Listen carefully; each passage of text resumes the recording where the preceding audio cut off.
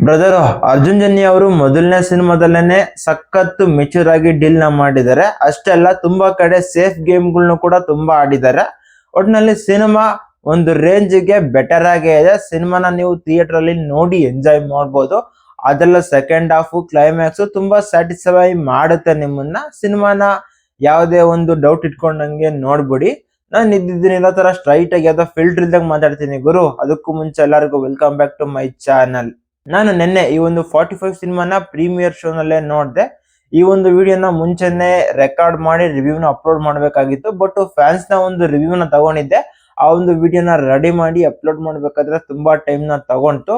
ಹಂಗಾಗಿ ಬೆಳಿಗ್ಗೆ ಎದ್ದ ತಕ್ಷಣ ಈ ಒಂದು ಸಿನಿಮಾದ ರಿವ್ಯೂನ ರೆಕಾರ್ಡ್ ಮಾಡ್ತಾ ಇದ್ದೀನಿ. ಈಗ ನೆಕ್ಸ್ಟ್ 9 ಗಂಟೆಗೆ ಮಾರ್ಕಿಗೆ ಹೋಗ್ತಾ ಇದ್ದೀನಿ. 2 ರಿವ್ಯೂ ಕೂಡ ನನ್ನ ಚಾನಲ್ ಅಲ್ಲೇ ಬರ್ತಾ ಇರ್ತವೆ. ನೀವು ನನ್ನ ಚಾನಲ್ ನ ನೋಡ್ತಿದ್ರೆ ನನ್ನ ಚಾನಲ್ ನ ಸಬ್ಸ್ಕ್ರೈಬ್ ಮಾಡ್ಕೊಂಡು ನನ್ನ ಒಂದು ವಿಡಿಯೋಗೆ ಲೈಕ್ ಹಾಕೊಳ್ಳಿ. ಅಷ್ಟೆಲ್ಲ ಇನ್ಸ್ಟಾಗ್ರಾಮ್ ಅಲ್ಲಿ ನೋಡ್ತಿರೋರು ನನ್ನ ಪೇಜ್ ನ ಫಾಲೋ ಮಾಡ್ಕೊಳ್ರಿ. ನಾನು ನಿಮ್ಗೆ ಒಳ್ಳೊಳ್ಳೆ ಸಿನಿಮಾ ರಿಲೇಟಬಲ್ ಕಂಟೆಂಟ್ ನಿಮ್ ಮುಂದೆ ತಗೊಂಡ್ ಬರ್ತಾ ಇರ್ತೀನಿ. ಇನ್ನು ಸಿನಿಮಾದ ಸ್ಟೋರಿ ಲೈನ್ ವಿಷಯಕ್ಕೆ ಬಂದ್ರೆ, ನಮ್ಮ ರಾಜ್ಬಿ ಶೆಟ್ಟಿ ಅವರು ಒಬ್ಬ ಸಾಫ್ಟ್ವೇರ್ ಎಂಪ್ಲಾಯ್. ಅವನು ಒಂದು ದಿನ ರೋಡಲ್ಲಿ ಹೋಗ್ತಿರ್ಬೇಕಾದ್ರೆ ಫೋನಲ್ಲಿ ಮಾತಾಡ್ಕೊಂಡು ಹೋಗ್ತಾ ಇರ್ತಾನೆ.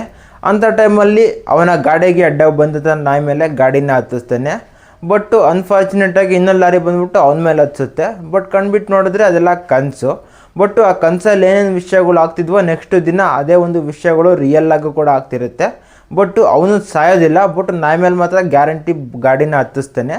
ಬಟ್ ಆ ನಾಯಿ ಸಾಕ್ದಂಥ ರಾಯಪ್ಪ, ಈ ಒಂದು ಕ್ಯಾರೆಕ್ಟರ್ನ ಮಾಡಿರೋದು ನಮ್ಮ ಉಪೇಂದ್ರ ಅವರು. ಆ ನಾಯಿನ ಸಾಕ್ದಂಥ ಆ ರಾಯಪ್ಪನಿಗೆ ನಾಯಿ ಮೇಲೆ ತುಂಬ ಎಮೋಷನ್ ಇರುತ್ತೆ. ಹಂಗಾಗಿ ನಾಯಿನ ಸಾಯಿಸಿದ್ದಕ್ಕೆ ನಾನು ಇನ್ನು 45 ದಿನದೊಳಗೆ ನಿನ್ನ ಸಾಯಿಸ್ತೀನಿ ಅನ್ನೋ ಒಂದು ಸವಾಲನ್ನ ಹಾಕ್ತಾನೆ. ಆ 45 ದಿನದೊಳಗೆ ನಮ್ಮ ರಾಜ್ಬಿ ಶೆಟ್ಟಿಯವರು ಏನೇನು ಟ್ರಬಲ್ನ ಬೀಳ್ತಾರೆ, ಬದುಕ್ತಾರೋ ಅಥವಾ ಸಾಯ್ತಾರೋ ಎಲ್ಲನೂ ಕೂಡ ನಾವು ಸಿನಿಮಾದಲ್ಲಿ ನೋಡಿ ತಿಳ್ಕೊಬೇಕು. ಇಷ್ಟು ಮಾತ್ರ ಹೇಳ್ತೀನಿ ಗುರು. ಅದರಲ್ಲೂ ಶಿವಣ್ಣ ಅವರು ಬರೋದು ಇಂಟರ್ವೆಲ್ ಟೈಮಲ್ಲಿ. ಬಟ್ ಸೆಕೆಂಡ್ ಹಾಫ್ ಫುಲ್ಲು ಅವ್ರದ್ದೇ ಡಾಮಿನೇಷನ್ನು.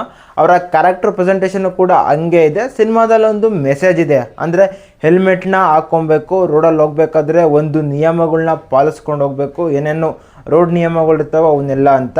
ನಾವು ಗಾಡಿಗಳಲ್ಲಿ ಹೋಗ್ತಿರ್ಬೇಕಾದ್ರೆ ಏನು ಸಾಂಗು ಕೇಳ್ತೀವಿ ಅಥವಾ ಏನು ಇಂಪಾರ್ಟೆಂಟ್ ಕಾಲ್ ಬರ್ತವೆ ಅವನ್ನೆಲ್ಲ ಕೂಡ ಹೊರ್ಗಡೆನೂ ಕೂಡ ಮಾತಾಡ್ಬೋದು. ಬಟ್ ಏನಾದರೂ ಹೆಚ್ಚು ಕಮ್ಮಿ ಆಯಿತು ಅಂದರೆ ಜೀವನ ಪೂರ್ತಿ ಅನುಭವಿಸ್ಬೇಕು. ಅಥವಾ ನಮ್ಮನ್ನು ನಂಬ್ಕೊಂಡಿರೋರಿಗೆ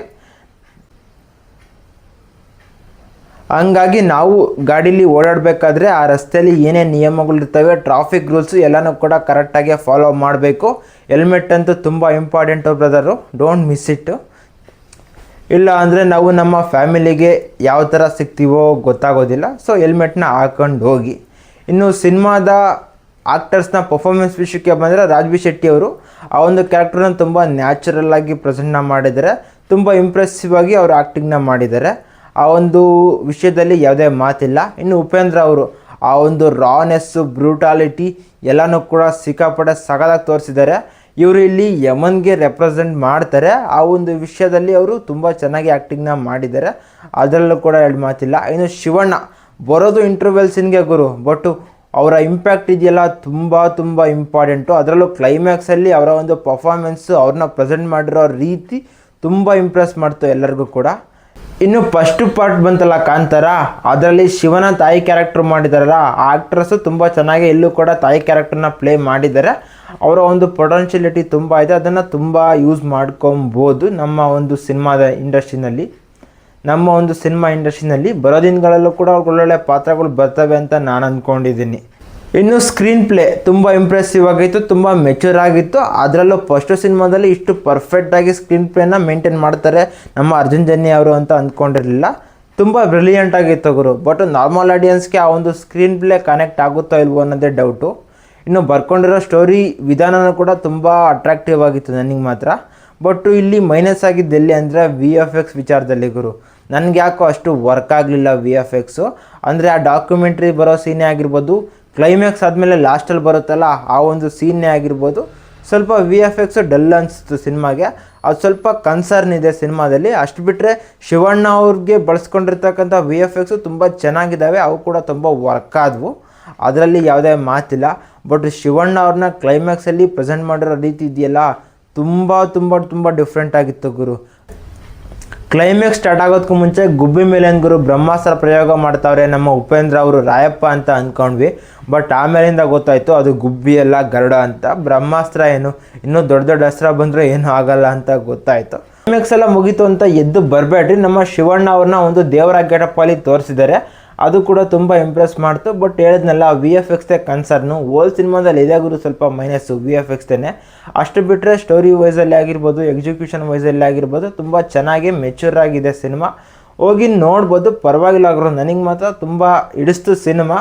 ಅಂದರೆ ನೆಗೆಟಿವ್ಸ್ ಇದ್ದಾವೆ, ಅದೇ ಹೇಳಿದ್ನಲ್ಲ ವಿ ಎಫ್ ಎಕ್ಸು ವಿಚಾರದಲ್ಲಿ ಸ್ವಲ್ಪ ಇದಾಯಿತು ಅಷ್ಟೇ ಅಲ್ಲ. ಫಸ್ಟ್ ಹಾಫು ಸ್ವಲ್ಪ ಲ್ಯಾಗ್ ಓಡಿಸುತ್ತೆ, ಸೆಕೆಂಡ್ ಹಾಫಲ್ಲಿ ಕೂಡ ಸ್ವಲ್ಪ ಲ್ಯಾಗ್ ಅನಿಸುತ್ತೆ. ಬಟ್ ಕ್ಲೈಮ್ಯಾಕ್ಸು ಅದನ್ನೆಲ್ಲ ಎಂಗೇಜ್ ಮಾಡುತ್ತೆ ಅಷ್ಟೇ. ಈ ಒಂದು ಸಿನಿಮಾದ ನೆಗೆಟಿವ್ಸು. ಅಷ್ಟು ಬಿಟ್ಟರೆ ಇನ್ನೇನಿಲ್ಲ. ಸಿನಿಮಾ ಮಾತ್ರ ತುಂಬ ಎಂಗೇಜ್ ಮಾಡುತ್ತೆ. ಸಿನಿಮಾನ ಹೋಗಿ ನೋಡಿ ಎಂಜಾಯ್ ಮಾಡಿ. ಇನ್ನು ಮಾರ್ಕ್ ಬರ್ತಾಯಿದೆ, ಆ ಒಂದು ಸಿನಿಮಾನೂ ಕೂಡ ನೋಡಿ. ನಾನು ಮಾರ್ಕ್ ರಿವ್ಯೂ ಜೊತೆ ನಿಮಗೆ ಮತ್ತೆ ಸಿಗ್ತಾ ಇರ್ತೀನಿ. ಬಾಯ್.